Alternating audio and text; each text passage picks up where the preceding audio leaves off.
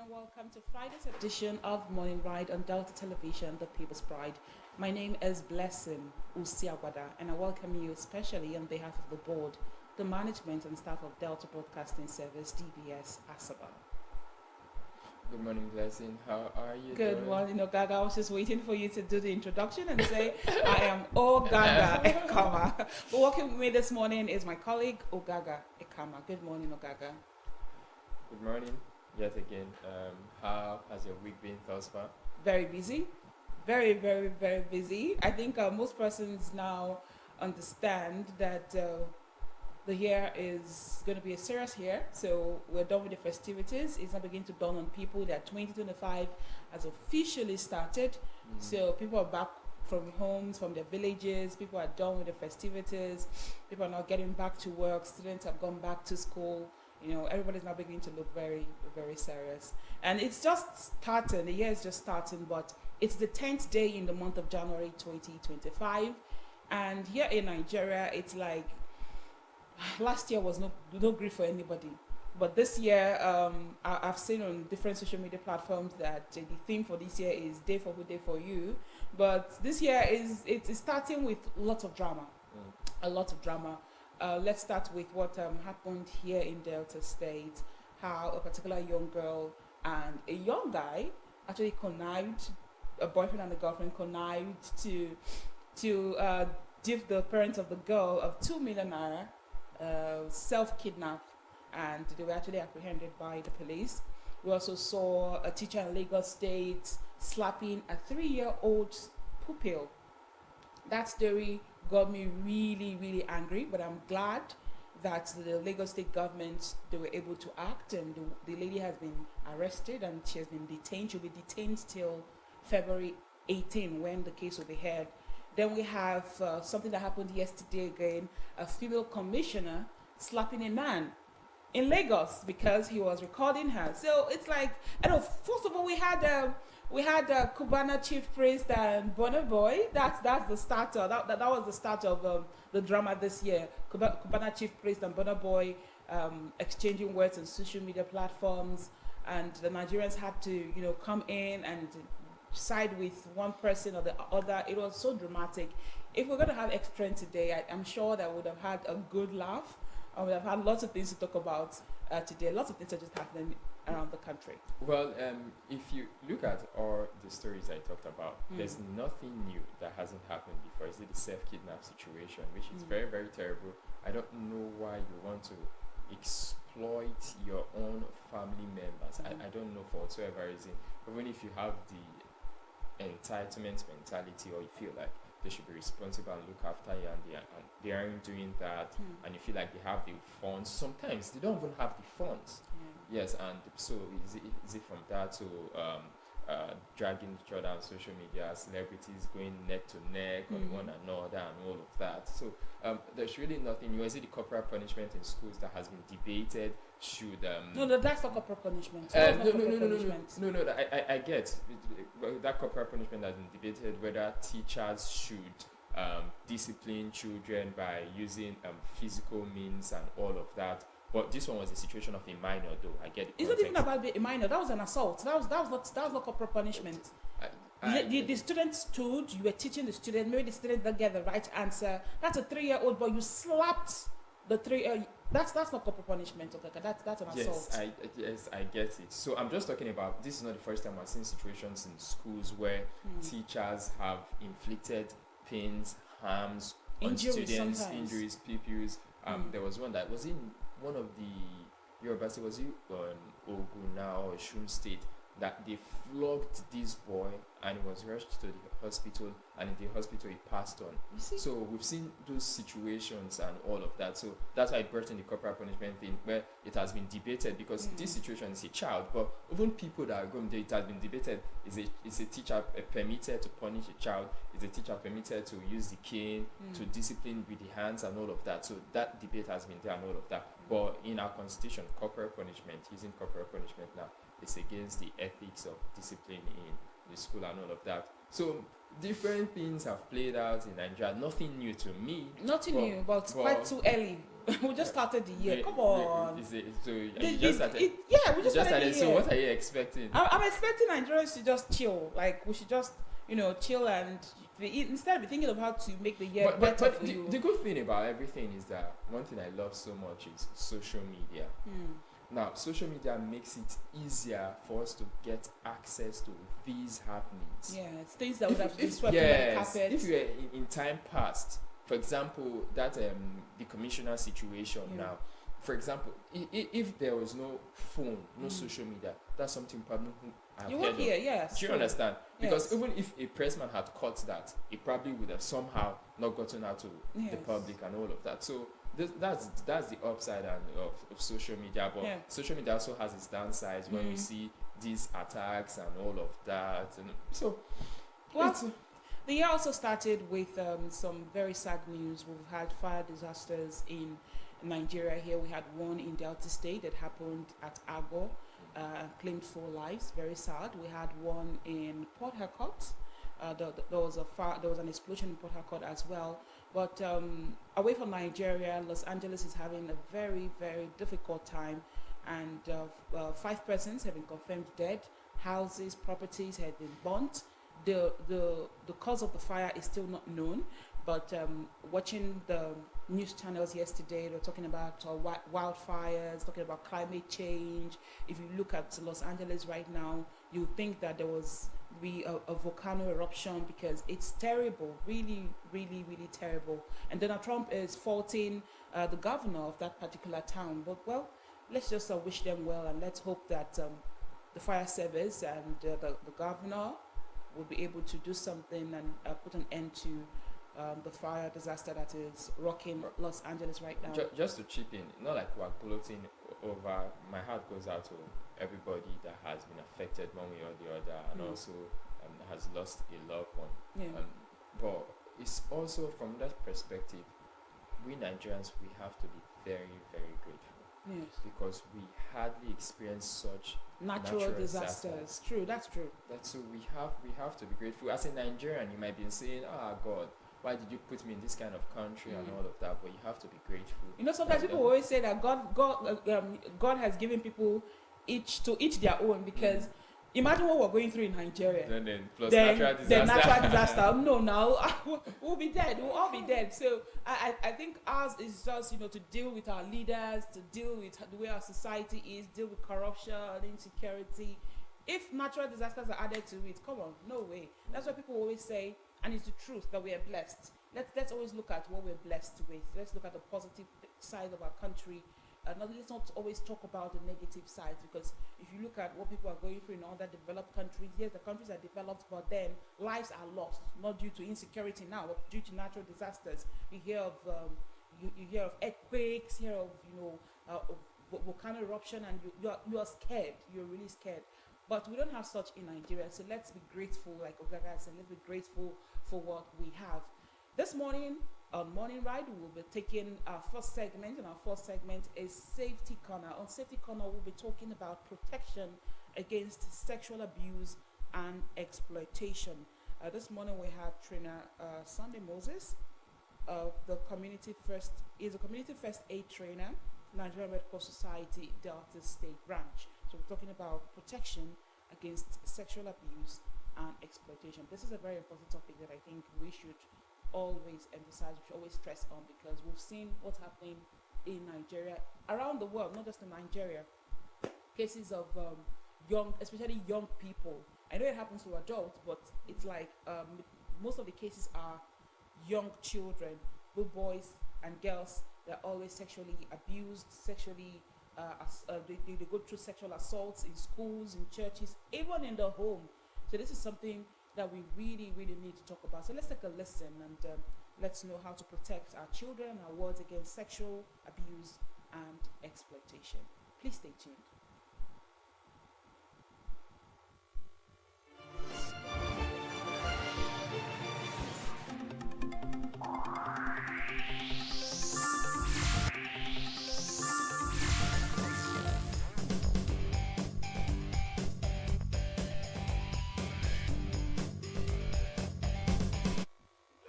All right, you're right here on Morning Ride We are the people's prize. That's what they call us on Delta Television. Now, this moment, we are about to talk about something that happens to many people, and then just a few people talk about it afterwards. It's about sexual exploitation. Matter of fact, people really go through that and pretend to still be okay. But this morning, we have a gentleman and lady, men from the Nigerian Red Cross Society, Delta State. I call them men. Did I say people from Nigerian Red Cross Society, Delta State? Or are you all referred to as men? No, men and women. Men and women. Okay, so I was wrong. Men and women. A man and a woman from Nigerian Red Cross Society, Delta State. It's good to have you. Trainer Ore Ehikoya Felix. You are the Disaster Management Coordinator, Delta State. I think I murdered your surname again. Because you gave me that look. Ore. Yeah. Okay, good to have you right here. And then Orakwe Stella, focal person. But I want to say that this is her turf precisely because she's a focal person, protection against sexual exploitation and protection and prevention against sexual exploitation and abuse. Oh, yes, she's the focal person for that. Yes. And she's right here with us. And that is our conversation. Protection against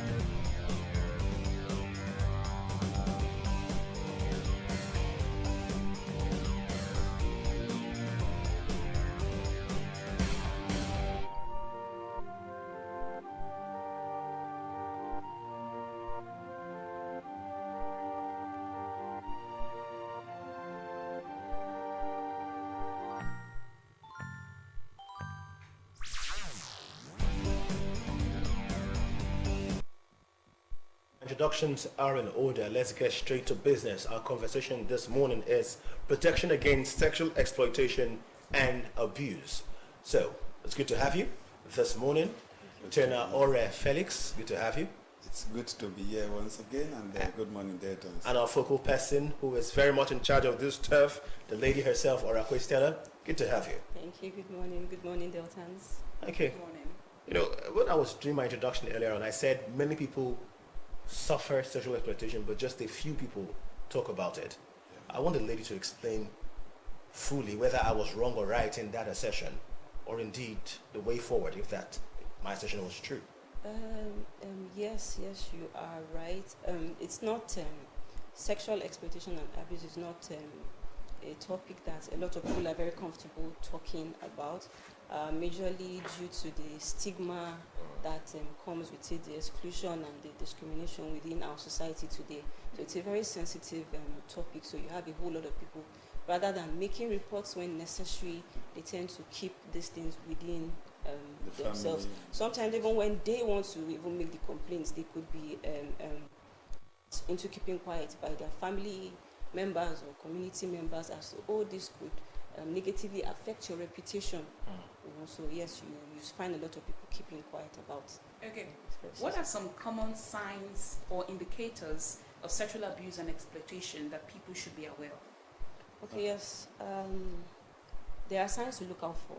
For adults, there are signs to look out for children. So let me address that of adults. Most commonly, you can see something like withdrawal, especially from a particular person. You know, you see certain people don't like to be around a particular person at every turn. Sometimes you can even see some aggressive behavior being directed towards a certain person. They usually have like mood swings. Sometimes you can even see some physical signs of it. You could see bleeding, you can see bruises, unexplained bruises, you know. And there are certain cases where you can, a person who otherwise was not financially stable, you begin to see an unexplained stream of income. That's also very common. Oh. Yes. Because they're being paid to be quiet. quiet. Okay. Depending on what sort of sexual acts because when you say sexual exploitation and abuse, they both have their various definition. You have sexual abuse, you have sexual exploitation, you have sexual harassment. Okay, can you explain the difference? Now, when we look at sexual exploitation, you're looking at, for instance, job before, sex before job. Okay. People are looking for a job, and then you want to take advantage of them before giving them the job. People study in school to get good grades in their exams, and then you say before.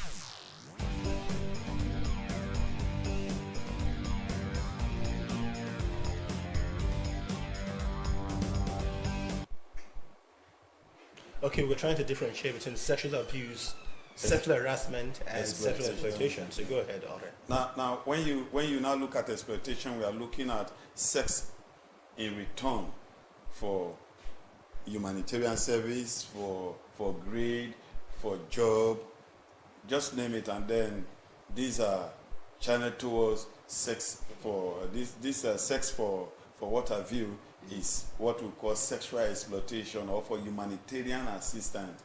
So you see these ones are exploitation. You're trying to exploit the person either because the person is vulnerable, the person is ignorant, or all that. And then when you look at sexual abuses, this falls within all genders anyway. It falls within all genders. So you see violence against women or men or children.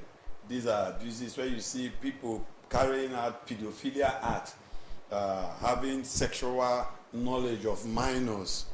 These are abuses. And then you know that even a married woman can be raped in her own home by her own husband, because sexual abuse here talks about anything that does not come, any sexual relationship or intercourse or what have you that does not come with consent.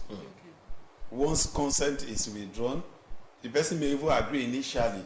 You may start it initially and the person says stop. Once consent is withdrawn, and you fail to end it at that point, it becomes an abuse. And then when we look at harassment, harassment may be directly, may be indirectly. Okay. Explain, please. Sometimes you see people, colleagues, using words that are not sexually polite on people that are sexually irritating on the opposite sex.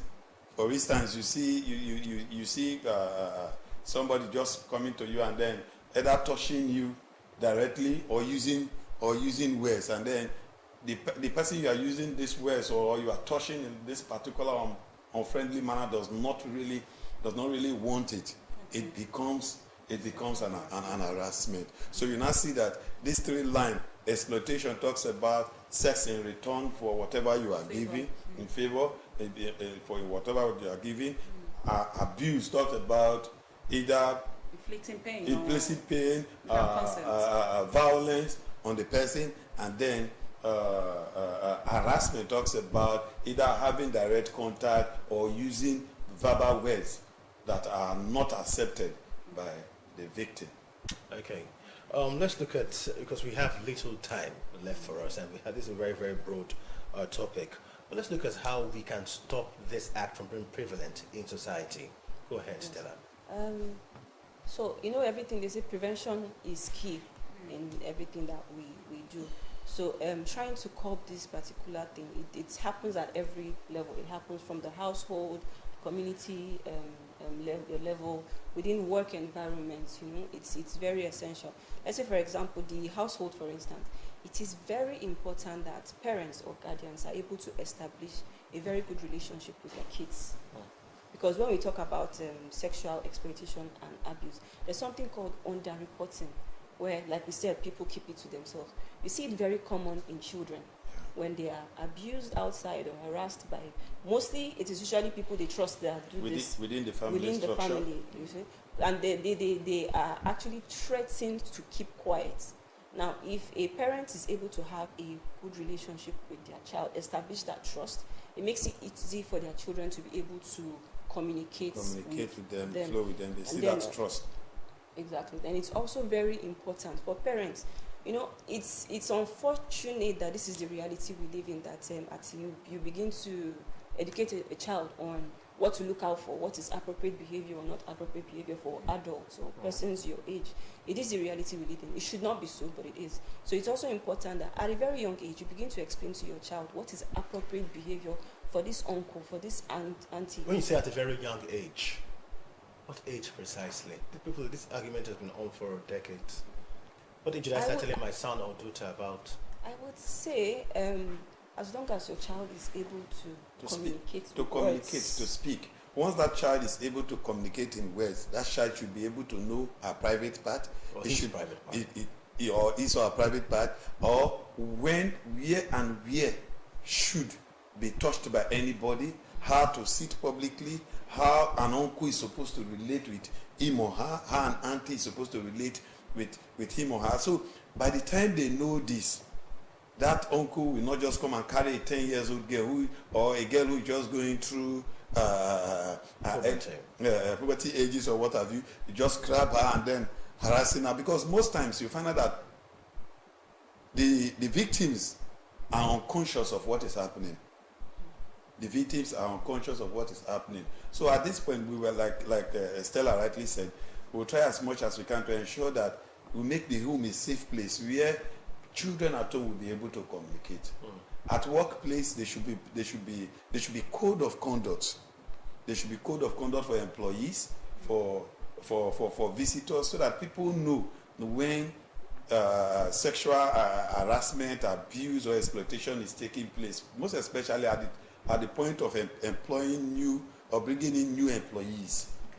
People should be able to detect it, and then there should be somebody that is responsible enough for us to communicate with.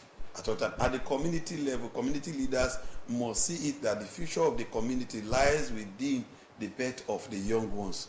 So when a child of 18 is already having 3 kids, that future is almost gone. Okay, so we must continue to sensitize people, carry out sensitization at the community level. We will both at the faith-based organization. Okay. People must be sensitized. Just quickly, when we're talking about sexual abuse, we mentioned consent being key. Please understand that a child or children cannot give consent. That's for adults. So we're talking 18 years. Yes. No. A child cannot give you consent. Who is a child? We're talking 18 years below. Okay. Cannot give you consent. Okay. How does your organization collaborate with law enforcement agencies to handle cases of sexual abuse and exploitation? Yes, you know, the Red Cross, our major goal is to provide assistance to vulnerable people. And yes, we do have partnership with relevant organizations to respond to sexual exploitation and abuse cases. Within our society, our programs are designed and delivered in such a way that ensures that everybody is safeguarded. So when we have reporting channels that before we go into any community, we'll make sure that our personnel are properly trained on sexual exploitation and abuse. Sensitize the community, or that if our staff behaves in this way, in such way, these are places where you can make your complaints to. And when we pick up the complaints and it's directed to the appropriate person, we respond actively. We partner with organizations because there are certain services we might not be able to provide. So it is our job to refer to the qualified organizations that can provide these services, because these things are always planned in advance, referral pathways, to ensure that we are able to provide assistance and support to survivors of sexual exploitation. Okay, I'll take that as a round-off. How about you, Trainer Ore? In addition to her, we also do what we call sensitization. We do counseling. This counseling now gives room for behavioral change. And then the law enforcement agency, they take their appropriate part. We just want people to be conscious of the fact that sexual exploitation, harassment, and abuse is ongoing as we speak. Parents, guardians, what should be vigilant. Okay. The future of our children is within our hands. All right, thank you so much. Blessing, we're saying goodbye already this morning. Yes, thank you so much for joining us this Friday morning.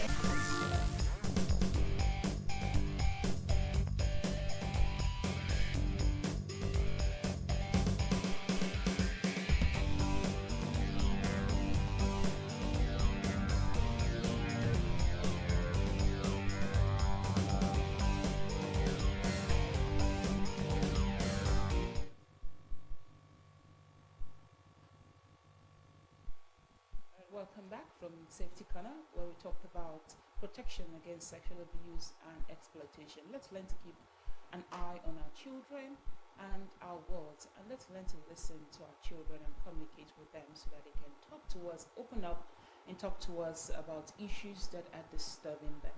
We move on now to our next segment, and that is paper review. We have different papers for review this morning, but I'll be starting with the Guardian newspaper. The Guardian newspaper has so many headlines, but the major one, on big story pages 4 and 5, the headline says, Pediatric Nutrition, Health Concerns over Affordability, Safety, Quality of Infant Meals. We can see the photo speaks parents with the children, and then inflation, taking away baby food. And that's trying to make us understand the headline that says Pediatric Nutrition, Health Concerns over Affordability, Safety, Quality of Infant Meals. You can get details on big story pages 4 and 5. At the top strip, Insecurity, Afenifere alerts Southwest governors as experts tackle federal government on terrorism funding. That's on news page 6. Lagos lowers FAC expectations, target 2.3 trillion naira IGR. That's on news page 26. Northern Group seeks reopening of land borders. That's on news page 7. I wonder what they're always seeking for, the opening of our borders. Senate erupts as Edun seeks executive session on fuel subsidy proceeds. That's on news page 6. Is there something that we should know or we should not know about? All right, moving on, we have this one that says Board GIT faults 2025 budget, demands breakdown of TED fund NJC allocations. That's on news page 3. Court summons minister AGF over expatriate levy implementation. That's on news page 28. Boundary, federal government sues for peace as Abia Cross River renew hostilities. That's on news page 28. NBS unveiled rebased GDP this month, takes 2019 as base year. You can get that on business page 19, and that's the last headline on the front page of the Guardian newspaper. The Punch newspaper is next, and the lead here says, Nigeria, China plan collaboration on military training, arms production. The writer, China announces 1 billion Chinese yuan grant for Nigeria orders to train over 7,000 military personnel. Biden, Trump orders pay tributes as US buries Carter. Senate grills finance minister over subsidy savings. You can get details of that story on page 12 of the Punch newspaper. Man jailed 2 years for defrauding American of $345,000. Someone who signs 3.36 trillion naira 2025 budget opens 5 roads. Power stagnates at 4,500 megawatts despite $3.23 billion loans. This is very, very disturbing. General Hydrocarbons accounts frozen amid $225 million debt dispute with First Bank. And lastly, from the Punch newspaper, Afenifere Igboho offers support as police squad combats Southwest bandits. Okay, we are moving on now to the Daily Independent newspaper. The Daily Independent has its major headline: Security challenges. Hiring foreign mercenaries not an option, says federal government. The riders, to work with China in domesticating production of military equipment. Tinubu urges China to increase $2 billion currency swap deal with Nigeria. China backs Nigeria expanding currency swap line, issuing panda bonds. All right, at the top strip we have no HMPV in Nigeria. We are on alert. Commenced testing, says NCDC. And the writer says HMPV not new. WHO insists. Advises against travel bans. Okay, we have Sanwo-Olu signs 3.36 trillion naira 2025 appropriation bill into law. The riders says budget will build on past gains, scale up impact for future. Lagos Internal Revenue Service has crossed 1 trillion naira in IGR, says Assembly. On the bottom strip, Okpebholo accuses suspended LD chairman of squandering over 83 billion naira. That is on page 29. That's huge. Take battle to bandits, terrorist camps. Tinubu charges Nigerian army. That's on page 6. Mba signs land use regulation, executive order creating new urban areas. That's on page 7. Influx of bandits. Afenifere urges Southwest governors to prioritize security. That's on page 29. 2025 budget defense. Finance minister panics as Senate probes revenue from subsidy cuts. Interesting. The last headline from the Daily Independent says, cargo demand declines in Africa by 0.7% in November. Climbs worldwide. That's on page 6 of the Daily Independent. Moving out to the Daily Times newspaper, the major headline: First Bank, why stakeholders wants Otedola out. And at the top strip, China-Nigeria relations, why Tinubu calls for currency swap strengthening. 2025 budget, National Assembly seeks more funding for capital budget. And the rider, Reps directs Attorney General of the Federation to submit 2022 CFS to Auditor General. We have the photo speak here with the caption, President Bola Ahmed Tinubu in audience with Minister of Foreign Affairs China, Mr. Wang Yi, at Presidential Villa Abuja on Thursday. That was yesterday. Threat to life. You lied, Ganduje tells Peter Obi. This since Peter Obi released his New Year message, there has been a lot of reactions following this. NUJ condemns attacks on Sun newspaper's correspondent at PDP Secretariat. Honestly looking forward to the day that these attacks on journalists will stop. Bauchi flood. Tuga advises communities to clear drainages. And lastly, from the Daily Times, NOA raises alarm over emerging human metapneumovirus. Okay, let's look at the Nation newspaper now. The Nation newspaper has its major headline: Edun Idris take first shot as 2025 budget defense opens. The rider. Environment Minister makes presentation before lawmakers. Okay. We have at the top strip, court freezes general hydrocarbons account over $225.8 million debt to First Bank. Court freezes general hydrocarbons account over $225.8 million debt to First Bank. That story is continued on page 4 of the Nation newspaper. Sanwo-Olu signs 3.37 trillion naira budget. Inaugurates Ikeja GRA roads. That's on news page 5.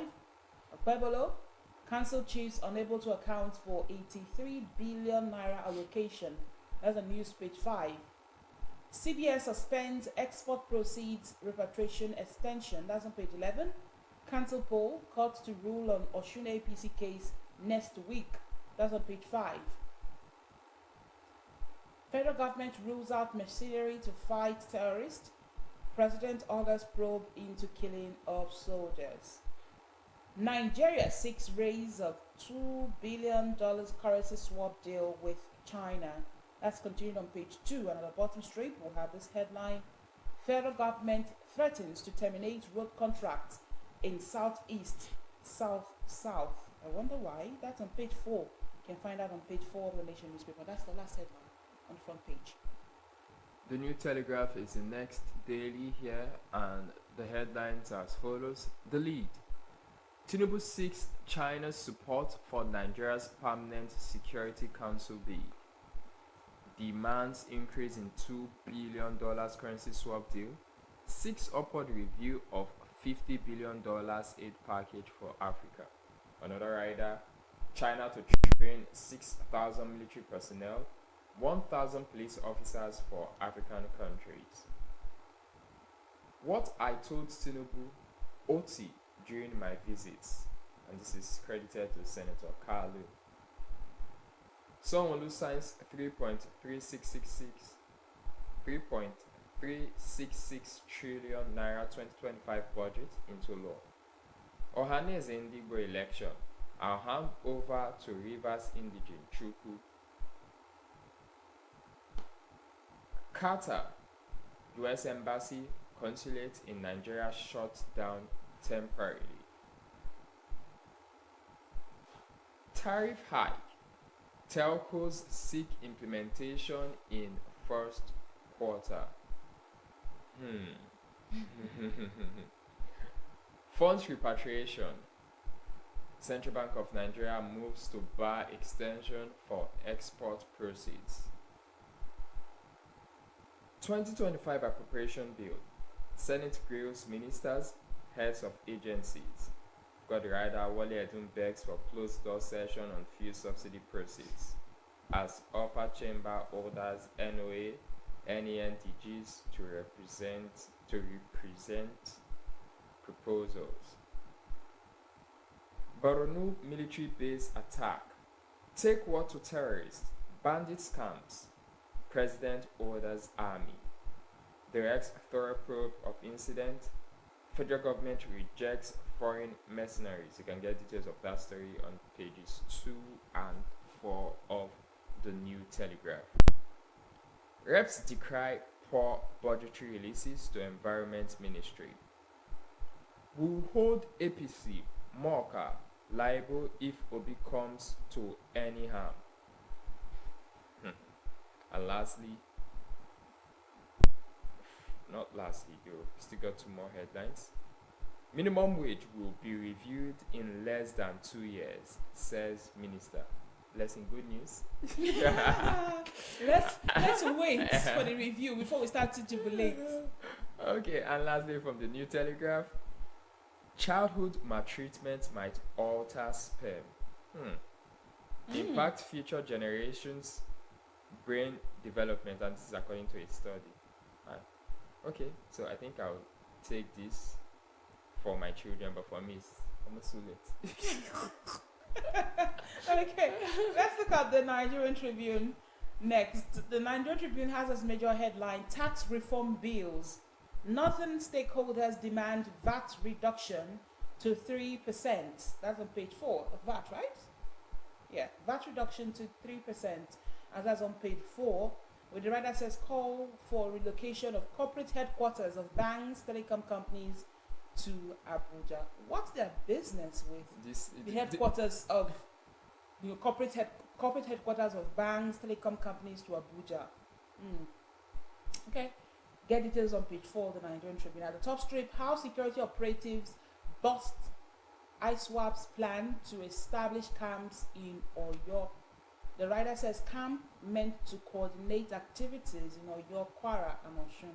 That's on page 5. Fuel subsidy proceeds. Finance minister demands closed-door meeting with lawmakers. Why? That's on page 4. Over 120 million workers globally at risk of redundancy. That's coming from the World Economic Forum. That's on page 6. Human Rights Community names Oyebanji 2024 Governor of the Year. That's on page 12. At the bottom strip, stress risk factor for high blood pressures, sudden death, says cardiologist. That's on page 5. Stress risk factor for high blood pressures and sudden death. Courts remands Lagos teacher, sets bail at 200,000 naira for assaulting 3-year-old people. That's on page 12. Southwest leads in proportion of wage earners with postgraduate education in 2023. That's coming from an NBS report, and that's on page 25. Oyo makes moves to choose new Alafin. The writer says Commissioner summons local government chairman Kingmaker. That's on page 2. The last headline from the Nigerian Tribune says federal government rejects foreign mercenaries in tackling insecurity. The writer seeks partnership with China for military equipment production. That's on page 3. And the last daily we have for you today is the Daily Trust with major headline: many killed as gunmen attack Katsina villages. The rider, 2 policemen die in Borno Boko Haram's strike. This is sad, and we hope that this will be dealt with as probed into as the president has ordered. Edu Bagudu grilled as Senate opens 2025 budget defense. Address bandits influx. Afenifere urges Southwest governors. Northern groups demand VAT reduction to 3%. Nigeria seeks increased currency swap deal with China. Expatriates tax regime. Court summons Fagbemi Tunji Ojo. Attacks. 1,000 Benue households displaced in 1 week. And this is coming from the governor earlier. This is very, very sad. And lastly, from the Daily Trust, insecurity. Federal government rules out foreign mercenaries. Alright, we'll come back to the studio now. Those are the papers we have for review this morning. I will read out the headlines, just talk a little about some of them, and then move on to our next segment, which is our interview segment. I'm going to start with this headline on the Punch newspaper because I don't like how the headline was put.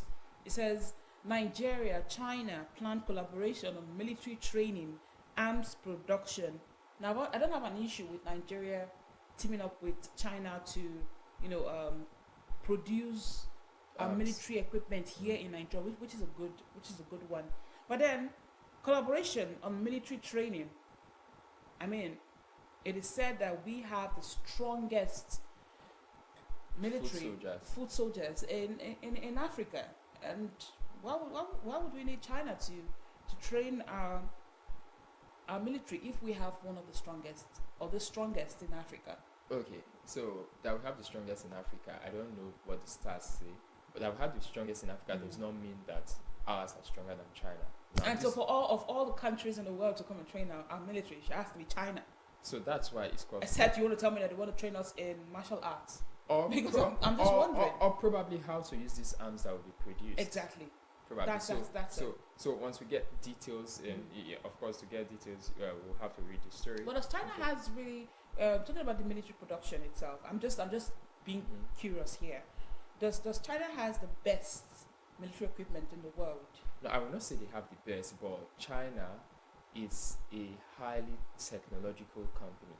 The technology advancement there is massive within the last couple of years, 10, Because 20 when we years. talk about powerhouses in the world, countries with the best, war equipment, we talk about, the United States, we talk about Russia. Yes, but we you talk know, about but you China. also know So that. I'm wondering the kind of equipment Russia is gonna. But you give to cannot us. you cannot downplay it because Russia is also a very good ally of China is a very good ally of Russia.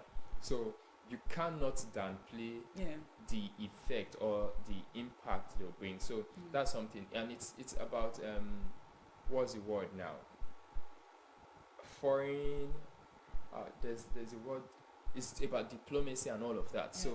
So I don't think it's a bad thing as long as they are willing to sponsor. But the truth is, like, we have to be mindful and be careful about is that when we do deals with China, Nigerians get concerned because the Chinese, they're always looking for their interests, and that's what foreign diplomacy and foreign relations is all about. That's what, because you have to look at the interests of your country, and that's where Nigeria has been faulted. Yes, that's what's your take on this exchange, the currency exchange, $2 billion, currency exchange between Nigeria and China? I don't have details. And now on that. Nigeria is also seeking to increase it.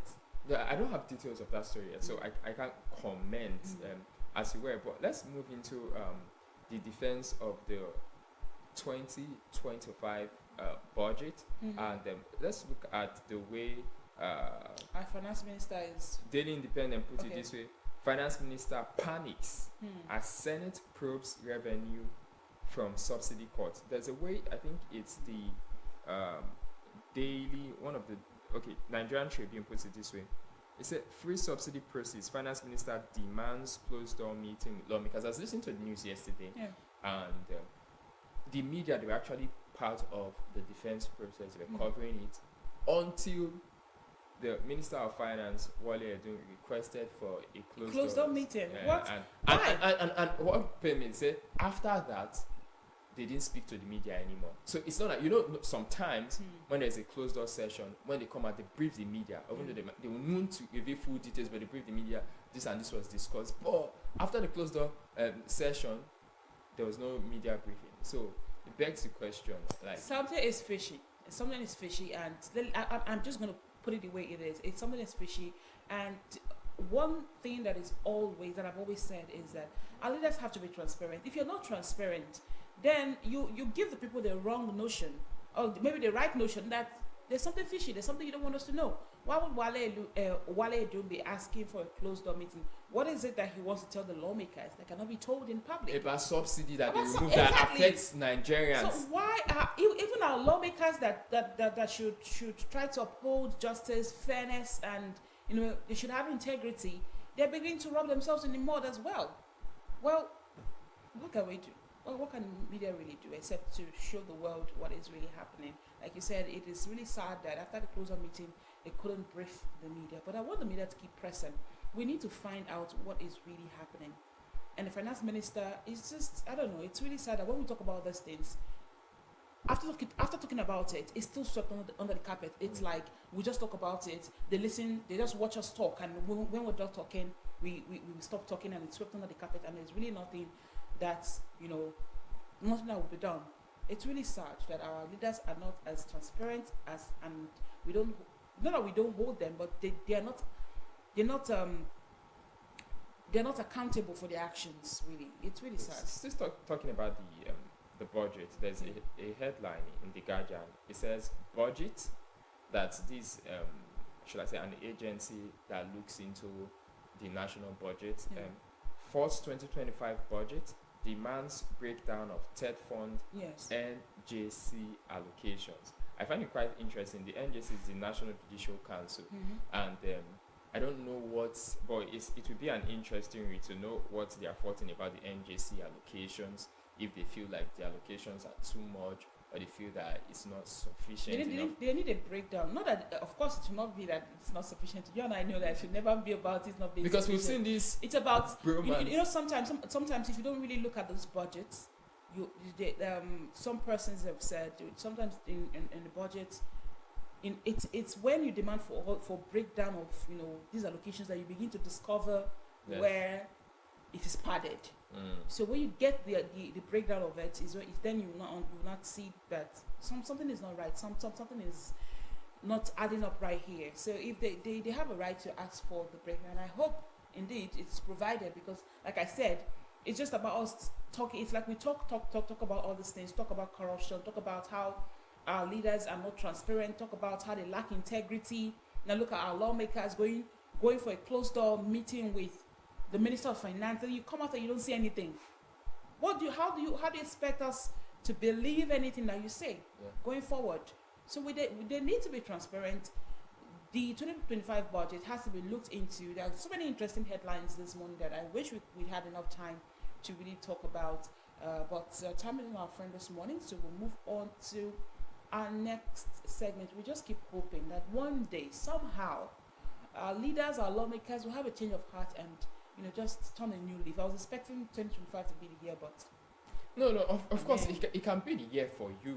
Do you understand? Don't look at it bigger. You can make it be the year for you, and it's just beginning. not for me. I'm talking about our leadership in Nigeria. That our of leaders will course, have a change of heart, and you know the way they were demanding for the Minister of Finance, they were demanding for the proceeds from the fuel subsidy. Asking questions, probing it. I have some hope that something will be unveiled. They'll find out some irregularities.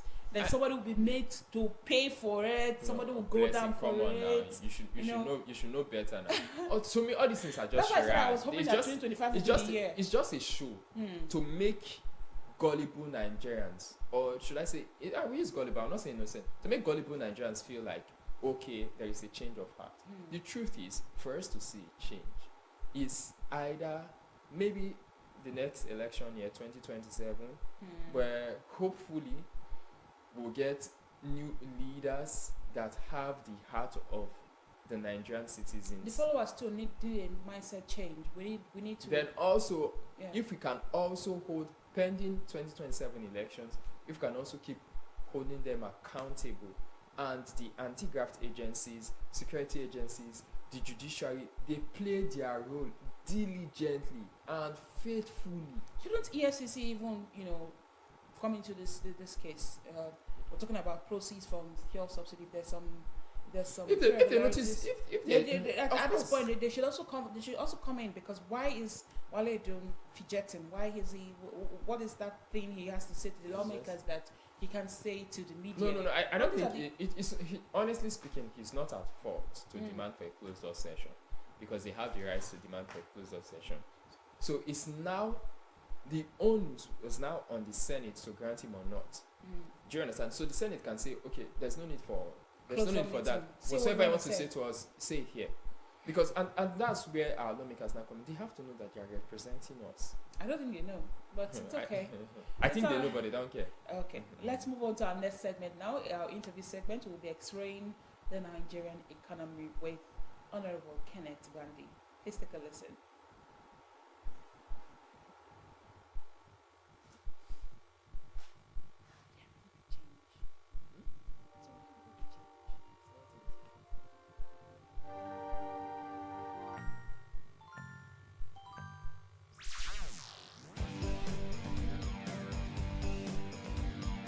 In the heart of the Niger Delta, where tradition meets modernity, there lies a community that has, for centuries, shaped its destiny through strength, unity, and resilience.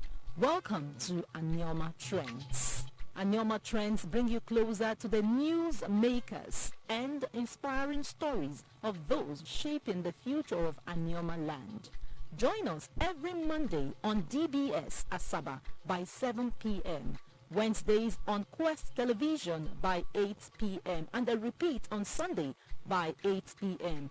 and Saturdays on NTA Asaba by 10:30 a.m. as we sit with leaders, intellectuals and influencers who have become the change makers in Anioma society. Anioma Trends, your window into the rich aesthetics of the Anioma people.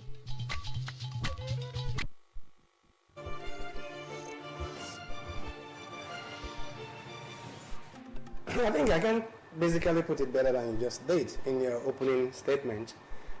Nigeria is, we're experiencing an unprecedented economic hardship. We've had it rough in the past, and then, but it has never been so rough. I mean, you go to the market today, just to put it in a layman's word, you go to the market today, you price something for XYZ Naira, you go there tomorrow, the price is doubled. And of course, our fixed incomes, our salary remains the same. And so you can imagine, I mean, if you look at social media today, you see people looting trucks. I'm not encouraging that. I'm not saying it's right. Okay. You see people looting, truck carrying goods. The hunger is real. The economic predicament, it's real. And thanks to the APC government, the funny thing is that we have, in the last 8 years, like I said, the economy has not been healthy. But the last 8 years, we have the APC government, and unfortunately, the current president and commander-in-chief is a member of the APC who are saying that the economy under Buhari was good and was healthy. They told us they were doing good, and unfortunately, we'll see how good it is. So, to put it to summarize it, Nigeria has never witnessed some, this kind of economic predicament, and this is unprecedented. I don't actually know if I have any words to describe that. Okay, let's try to be fair as we x-ray the Nigerian economy. What are the strengths and weaknesses of the current Nigerian economy from your perspective? If you, I've been outside this country for the past 28 years, okay. And every single business, every single company wants to do business with Nigeria. Okay. The fact is that we have the strongest, young, vibrant population in the world. With about 250 million people, you can produce and sell anything in Nigeria. And we have a very young, mobile, intelligent, mobile force. Our kids, our youths are part of the best in the world. Check out the Under Secretary of State from Germany to US to UK. Most of the policymakers, top-notch policymakers, are all Nigerians. And so that is just a microcosm of what we have in this country. So we have a robust environment in terms of young force to support the economy. We have a lot of mineral resources.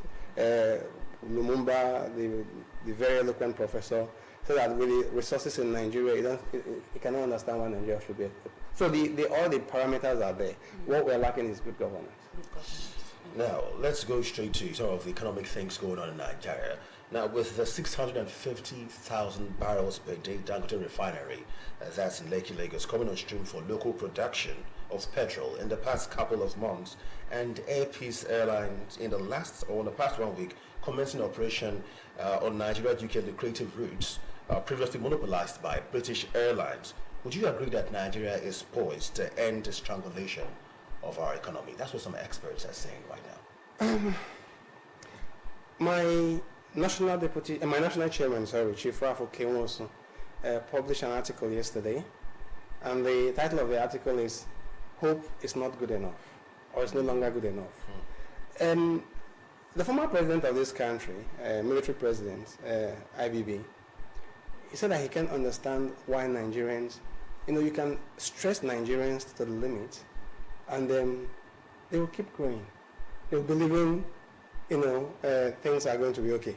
Refinery, good. Congratulations to Air Peace. Of course, it's very, very, a welcome development. But please, the refinery, how many liters go into the market? What effect does that have on the price of goods to the market and the common man? And so we have these economic jargons. You pump in money, you release money from the federal government, to put the dollar under stress. These are artificials. These are not, economic generated. We're not importing, we're not exporting, we're not manufacturing. And so what we're just doing is so we want to see the effect of those refineries pumping into, fuel into the market. We want to see, airpiece, flying to London. We want to see the effect on the common man. That is the only indices we can use to judge if our economy is healthy or not. Okay. Away from oil, how do you assess the performance of Nigeria's economic diversification efforts in recent years? Well, let me warn my viewers. I'm not an economic expert. All right. And so I'm only speaking as a stakeholder, somebody who has at least who has a stake in this country. As a former senatorial candidate, of course, we hope to have an oversight function, if we've won, and to make sure that these economic policies that we have are not only implemented, but also have And so, the indices, like I said, are there. We could still do better. But I'm not saying the results. We can speak all the grammars we want to speak. We can play with words as good journalists, but we still want to see the results on the ground. So far, we've not seen it. And so until we start having the effect on the common man, then we can judge the economy based on that. Do you think Nigeria is putting much effort to make sure that aside from oil, we could diversify and look into areas like agriculture, to generate income for the country? No nation survives without agriculture. That's basic. So agriculture is basic. Again, we've had this story, we've had this, I've been on your program many times. We're talking about diversification, we're talking about agriculture. I don't see any national policy on agriculture from this government, sorry to say. Apart from pockets and one or two things there. Diversification is good, of course, apart from oil, which has actually what we call resource costs, because since we discovered oil, people seems to leave out the basic things they are doing and the rest of them. So diversification is good. I mean, it's any wise economy, any wise leader will work on diversification of the economy. Agriculture is basic. We have the IT, which is actually one of the things ruling the world. Our youth are perfectly, we can see in the negative sense all the Yahoo boys, what they are doing.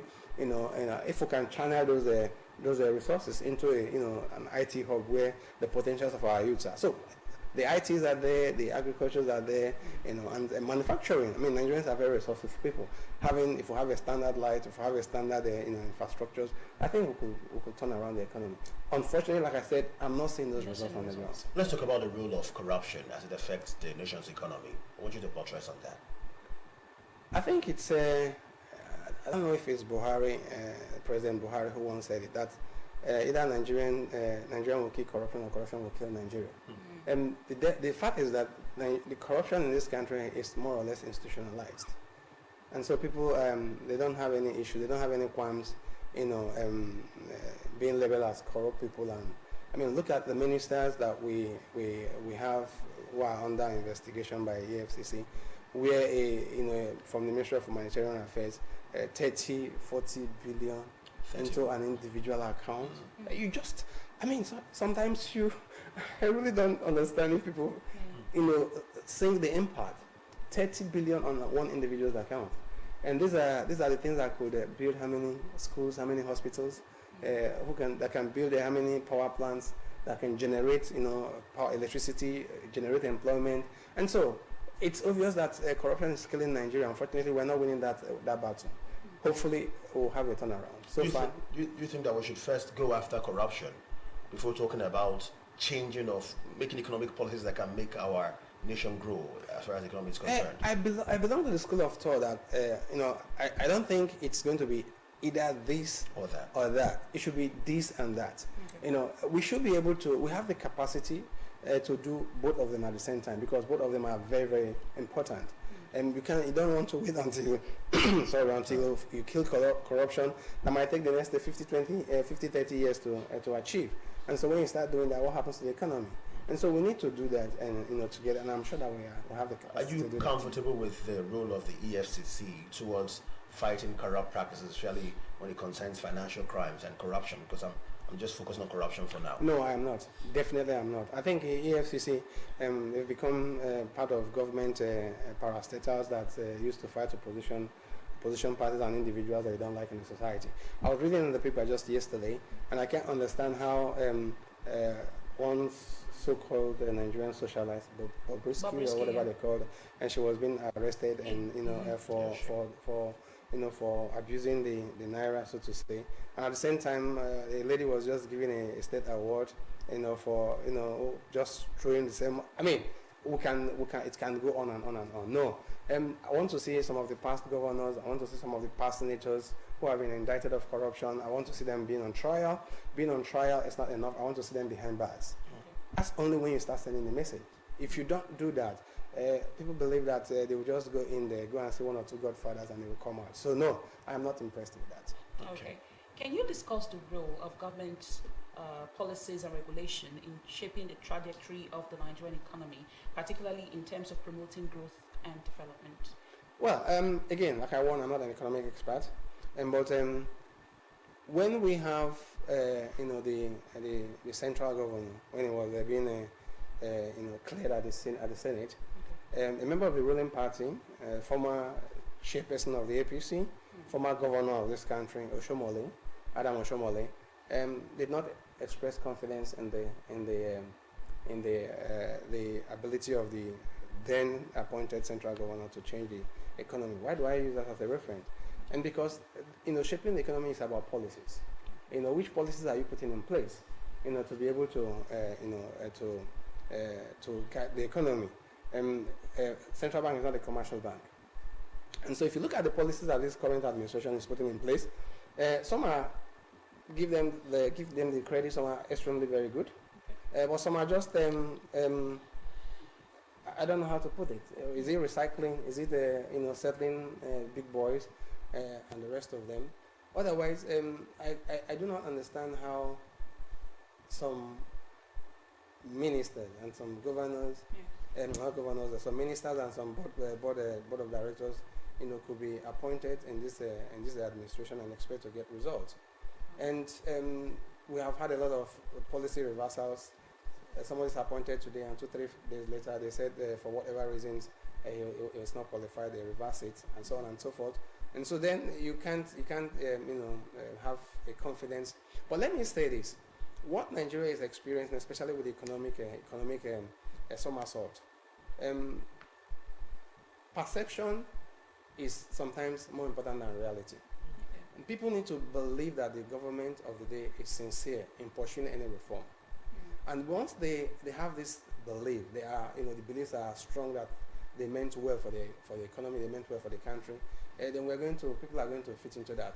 It's a government that is putting up policies. A minister of the Federal Republic of Nigeria saying that we should offer our freezers before we leave for work, when he should be talking about how do we expand the energy mix, renewable energies and the rest of them. How do we have increase in production so that we can have a. So if you look at that, so at the end of the day, you have a president who is going to foreign affairs with a jumbo entourage, including his two sons and the rest of them. At the same time, you're telling us to tighten our belts and the rest of them.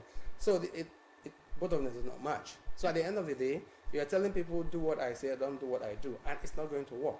And so we need to have a nation, we need to have a government that is rolling out policies, and the policies that they are also living with, and they have to inspire confidence, and people have to go on with them because they believe that they meant well. So far, it's not happening. From your own perspective, what kind of policies do you think they should come up with to make the Nigerian economy stronger? Well, what do we need? What can any country, need for survival? Investment in infrastructures, investment in light, having what we call environment that supports investment. Let me give you a very critical example. There's some calculation I posted, out very, very, I think about 2-3 days. I apologize for the wrong calculation, but the sense is made. And what was the sense? We are having about 90 billion. I don't know if it's naira, but I think it's 90 billion naira to support pilgrims or to support Hajj. And I'm sure that probably another 90 million will be used, to support, the Christian pilgrim to Jerusalem.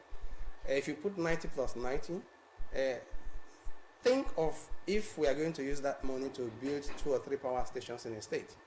Think about the effects it's going to have in terms of, generation of employment. Think of the effects it's going to have, on creating jobs for the youth. And so, what kind of policy are we trying to? The policy of subsidizing Hajj and Christian pilgrimage to Jerusalem with about 300 billion, or the policy of investing in infrastructures.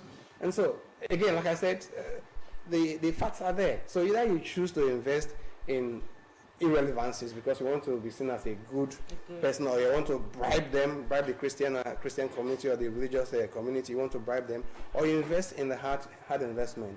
Invest in power, invest in road, youth employment, youth capacity buildings, and the rest of them. These are all what we need to get the economy rolling. In one of your postulations, you said Nigeria needs fearless and visionary leaders.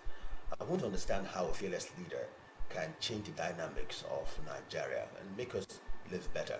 Tinubu seems to be a fearless person, knowing that he's shown to have a good negotiating power, and most times seems to be the most powerful amongst politicians in the country. Again, I disagree with you. Okay. I said seems to be. The taste of the pudding is in the eating. I will be the first person to debale for the president and commander-in-chief if at the end of the day the unemployment rate is reduced, if at the end of the day the prices of goods and services are coming down. Fearless in the sense that if you could say no, no to Hajj, 90 million subsidization of Hajj. If you can say no to subsidization of any pilgrimage to Israel because you think they are not generating enough resources for the economy, if you appoint, after the election, after the controversial election, which is still controversial, I stand bold to say that. Yeah. I've been on this program to criticize the INEC sham election, and so which imposes the current leadership on us, but we've passed that. But the fact is that if we could sit up and say no to certain things that are happening in this country, I have called that if I was an advisor, if I'm an advisor to the president, the first thing we would have done is to form a government of national unity. How's that done? You bring in technocrats. You bring in people across the political party. My first 100 days in office is going to be exactly to set up an agenda on how to restructure this country. That's what Fearless is all about. How to set up an instrument to have a true federalism. That's what Fearless is all about. Okay. To begin to throw to the current constitution into the dustbin because it's updated and does not meet the needs of our people. That's what Fearless is all about. But no, they won't do that.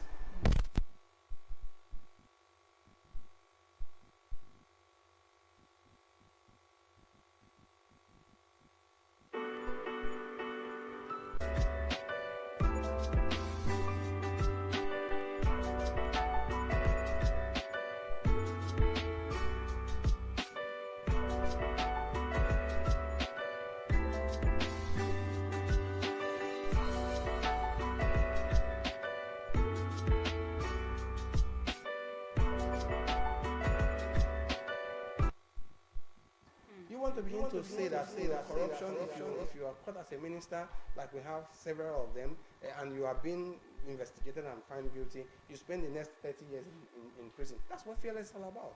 So until you begin to do those things, you are just doing a cosmetic things and try to settle down your election debt until you mentioned your money and I'm just curious how to you that can affect the economy of Nigeria. I want you to stress it very well for our dear viewer to understand. I just give an example. If Delta State, with the amount of resources of oil they have, are allowed to control their own resources, if Delta State is allowed to...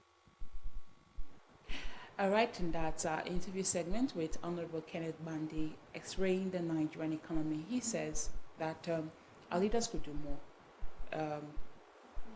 The policies of President Bola Tinubu are good policies. That's what he said. They are good policies, but then implementation has to, take place. They have to be serious about implementation, and also they need to carefully think about the long-term effect, the short-term effect of these policies before coming up with these policies. It's not enough for you to just wake up in the morning and say fuel subsidy is gone without thinking about the long-term effect, the short-term effect, and then what measures will you put in place to alleviate the suffering to make sure that these policies are not too harsh on the people. That was actually what his take was on the Nigerian economy and how things are going. Okay, my take also, I would always, it's also something that I will always fight for because it affects Nigerians as well. It's the business environment. So when you talk about the Nigerian economy, so we have to consider the policies, we have to consider how it affects business owners, entrepreneurs. For example, power supply is one way that can make things easier for people that run businesses. We're talking about the telcos of air. Yes, increasing their tariff to over 100%. And part of their reason has to do with inflation and operational costs that has increased. But if there is power supply, guess what? The operational cost drops and all of that. So we all have our roles to play. But when it comes to the Nigerian economy, it's majorly on the federal government. Because they make the policies, they implement, they give the orders, and there's little that we as citizens can really do. It lies on the federal government to actually make sure that all the policies they come up with are friendly to businesses, like Ogaga has said, because then the price of goods and services, everything go up, and we are left to bear the brunt of the decisions made by the federal government. So when they're making these policies, they should make sure that they call their advisors, they hear from financial experts, and they actually think about it, think it through before coming up with these policies. Well, we do hope that these policies that the federal government have come up with, let's pray that in the long term they yield positive results, because the president in his New Year message is very, very optimistic about his policies. He's very optimistic that things will get better in 2025. So we do hope that things get better in 2025. And from this year, we'll begin to see the light at the end of the tunnel. And that's how we wrap up Morning Ride this morning. Before we go your last word. Okay. It's already 10 days into the new year, so if you are someone that believes in resolutions, or you rather call it goals that you've set for the year, do not let your enthusiasm dwindle. Do not let your burning candle go off. Keep chasing your dreams, your goals, your aspirations for the year 2025. And guess what? If you put in the right work, efforts, and get the right knowledge, you achieve your dreams. It is I, Ogaga Ikama, thanking you so much for your time. And this is Blessing Lucia Weda saying thank you for joining us this Friday morning on behalf of the production crew, Alexa Fodo, our PD, Francis Ofule, our producer, Eunice Akburubaro. Thank you so much for doing such a great job. Not leaving out Isioma Agwaike, the engineer on duty. Thank you for making the ride so smooth. And thank you to our viewer for joining us this Friday. We'll see you next week Friday. Ogaga and I will see you next week Friday. So make sure that you tune in Mondays to Fridays, 7 a.m. for fresh editions of Morning Ride. Have a great weekend and bye for now.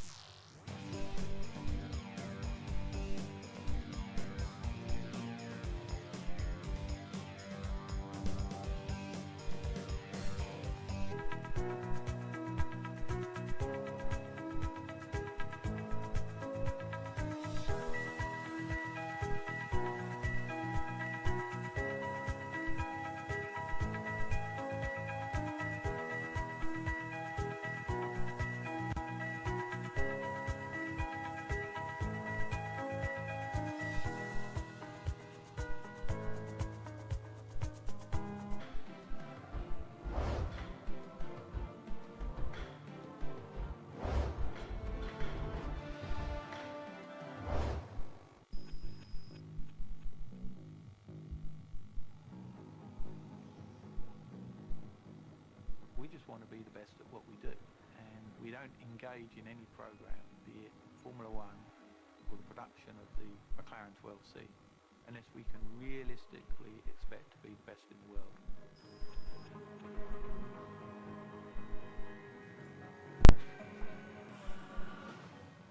If you built a Formula One car and you wanted it to go as quick as it possibly could with massive amounts of horsepower,